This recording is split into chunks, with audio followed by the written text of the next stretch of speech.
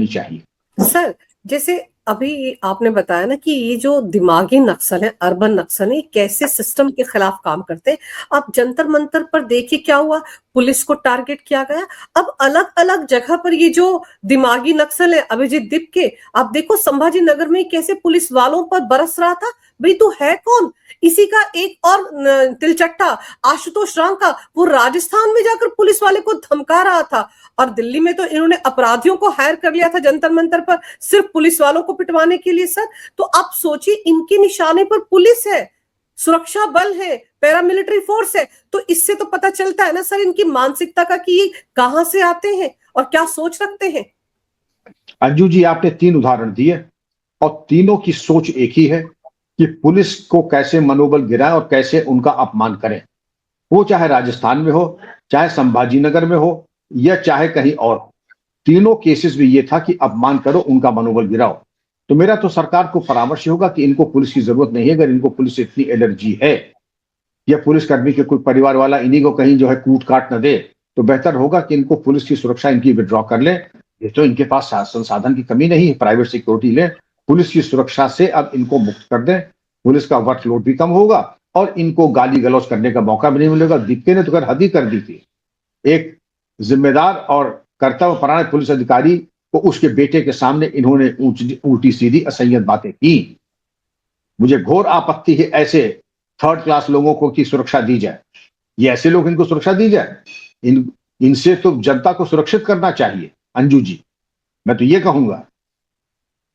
बिल्कुल सही कह रहे हैं आप सर। और दूसरा, आपने देखा कि वो कैसे विदेशी मीडिया की आंखों का तारा बना हुआ है दीप के, वो सीएनएन पर बैठकर इंटरव्यू दे रहा था। सर, उसकी बिसात क्या, औकात क्या है? वो वहां पर ये कह रहा था कि हमारी कामयाबी है कि हमने भारत के शिक्षा मंत्री का इस्तीफा ले लिया, इसलिए उसका इंटरव्यू हो रहा था वहां पर। और वो एंकर ये तक नहीं पूछ रही थी कि रांची में जो चल रहा है धरना प्रदर्शन छात्रों का, उस पर कुछ बोलोगे? तो आप सोचिए कैसे उसको प्लांट किया गया है यहाँ पर सर। वो तो बिल्कुल सीआईए का प्लांट है ही है, तभी तो सीएनएन इंटरव्यू ले रहा है। इतने बड़ा उनको हीरो बना रहे हैं सीएनएन वाले या इस तरीके के। आप ये देखें कि जब इनकी शुरुआत हो रही थी, जब वहां 25 आदमी नहीं थे जंतर मंतर पे, दिखाई ये पड़ रहा था कि मीडिया कर्मी ज्यादा थे और उसमें विदेशी मीडिया भी थे। वो सोच रहे थे कि कुछ ऐसा मौका आए। ऐसा मौका शायद सरकार ने उनको दे भी दिया कि उन्होंने भीड़ इकट्ठा कर ली। अब आप देखिए, ये सीजेपी के जो अधिक से अधिक सपोर्टर्स हैं वो कहाँ के हैं बताइए? पाकिस्तान और बांग्लादेश। अब पाकिस्तान बांग्लादेश में अगर आपके सबसे ज्यादा फॉलोअर्स हैं तो जाहिर है कि आप आईएसआई के द्वारा प्रेरित और बॉट्स के द्वारा प्रेरित आपके सपोर्टर्स हैं। ये बात दूसरी है कि मुफ्त का खाना आने के चलते जो मालूम पड़ा कि इतने लजीज व्यंजन, पिज्जा, बर्गर, समोसा, और जो तो लड़की कहने थी ले खा, ये मोदी की तेरे ही के समोसे हैं। तो अब जब इतना आपको मुफ्तखोरी की आदत लग गई है तो क्राउड अपने आप ही आ जाएगा। लेकिन कुछ ढील हमारी थी, कुछ ढील पुलिस की थी, कुछ ढील शासन प्रशासन की थी। वरना यही इनकी जरा कायदे से इनसे बातचीत हो जाती। ये अब अगर हो जाए तो इनकी औकात नहीं है अंजू जी की ये कुछ कर सके। और इसके पहले भी इन्होंने कौन से ऐसे क्रांतिकारी काम कर दिए थे कि आज इनकी इज्जत की जाए। सीएनएन तो वही करेगी जो सीआईए स्पॉन्सर्ड जो काम होता है। सीआईए अमेरिका में और आईएसआई पाकिस्तान में, वही बांग्लादेश, पाकिस्तान, सीआईए। तो पूरा नेटवर्क आपके सामने आ चुका है अंजू जी। तो इसमें भारत सरकार और पुलिस को बहुत सचेत और सतर्क रहना। सर, जब कोई पुलिसकर्मी काम कर रहा है, उसके काम में कोई दखल देता है, उसको काम करने से रोकता है, तो उसको तो सीधे सीधे अंदर ठोकने की जरूरत है ना। उनके साथ तो कोई रियायत होनी नहीं चाहिए। इन सबको कैसे बख्श दिया गया? चाहिए कॉकरोच नंबर 1 दीप के हो या 2 सौरभ दास हो या तीसरा हो आशुतोष राम का, ये खुले में घूम कैसे रहे हैं सर? आप सही कह रहे हैं। यही बात मैं पूछता हूं कि इनके साथ अत्यधिक उदारता प्रदर्शित की गई है। यही हरकतें इन्होंने उत्तर प्रदेश में की होती तो आप समझ सकती थी इनके साथ क्या होगा। और ये भी जानते हैं कि उत्तर प्रदेश में जाके ये हथकंडे अपनाए तो इनका क्या होगा।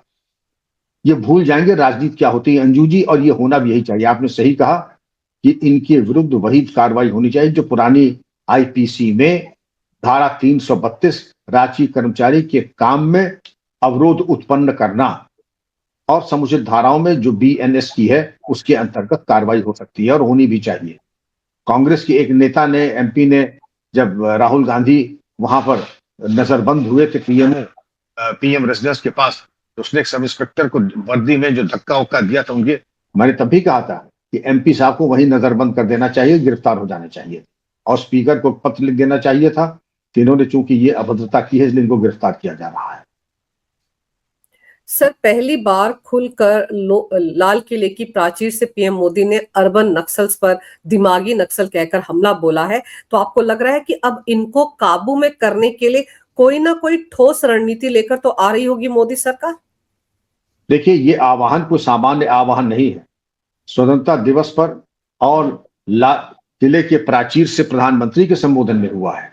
ये एक देश के लिए एक रोड मैप है और देश का रोड मैप इसको संभालेगी आईबी, रॉ, पुलिस एजेंसीज और समस्त शासन प्रशासन इसको लेकर के।